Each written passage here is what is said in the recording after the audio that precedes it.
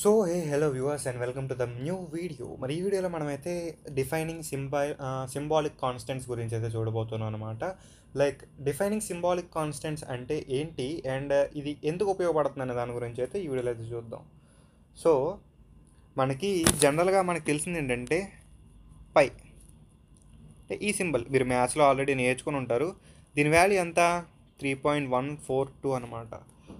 So దీని ప్రోగ్రాంలో మనం రాయాల్సిన అవసరం అయితే లేదు. లైక్ ప్రతి దిక్కున మనం పై యూస్ చేసే ప్రతి దిక్కున 3.142 3.142 3.142 అని రాయాలి అంటే కష్టం కదా. సో కాన్స్టెంట్గా మనం ముందే పై అంటే ఇది అని చెప్పి వాల్యూని డిక్లేర్ చేయడానికి మనం ప్రోగ్రాంలో ఒక చిన్న టర్మ్ అనేది వాడతాం అనమాట. దాన్నే మనం హ్యాష్ డిఫైన్ అని అంటాం. So hash define value equal to data. Like data అనేది ఇంటీజర్ టైప్ ఆఫ్ డేటా అయి ఉండొచ్చు, లేదంటే ఫ్లోట్ టైప్ ఆఫ్ డేటా అయి ఉండొచ్చు. మ్యాక్సిమం ఇంటి ఫ్లోట్ ఉంటాయి అనుకోండి. సో ఈ విధంగా మనం ఒక స్టేట్మెంట్ని అయితే రాస్తాం. సో దీనికి ఎగ్జాంపుల్గా మీకు ఒక చిన్న ప్రోగ్రామ్ అనేది చెప్తా. అండ్ ఈ హ్యాష్ డిఫైన్ స్టేట్మెంట్ అనేది పర్టికులర్గా ఒక స్పేస్లో మాత్రం మనం అయితే రాయాలి. అది కూడా ఎక్కడ అనేది మీకు క్లారిటీకి అయితే ఎక్స్ప్లెయిన్ చేస్తాను అనమాట. ఓకేనా. హ్యాష్ ఇంక్లూడ్ studio.h,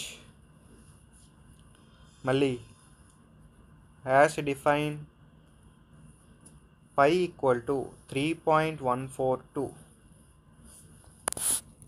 సో మీరు ఎప్పుడైతే హ్యాష్ డిఫైన్ అని చెప్పి ఒక వాల్యూని మీరు అసైన్ చేస్తారో దాని తర్వాత మీరు సెమీకాలన్ అనేది పెట్టాల్సిన అవసరం లేదు. లైక్ ప్రింట్ఎఫ్ కానీ స్కాన్ఎఫ్ కానీ మీరు బాడీలో ఏది రాసినా సెమీకాలన్ పెట్టాలి. బాడీ బయట రాసిన వాటికి పెట్టాల్సిన అవసరం లేదు.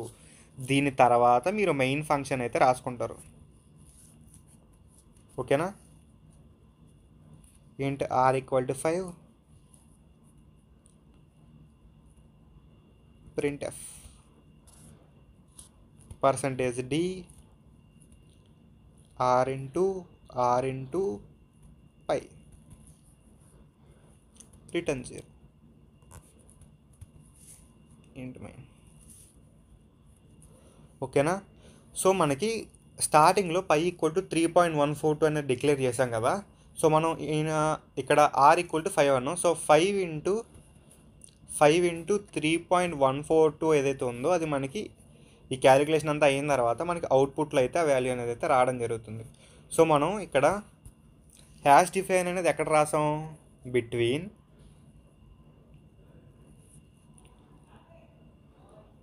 హెడర్ ఫైల్ సెక్షన్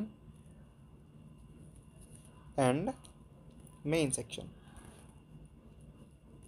అంతే కదా. స్టార్టింగ్ మనకి హ్యాష్ ఇంక్లూడ్ అని ఏదైతే వస్తుందో దీన్ని మనం హెడర్ ఫైల్ సెక్షన్ అంటాం. అండ్ మనకి మెయిన్ అని చెప్పి ఏదైతే వస్తుందో దీన్ని మనం మెయిన్ సెక్షన్ అంటాం.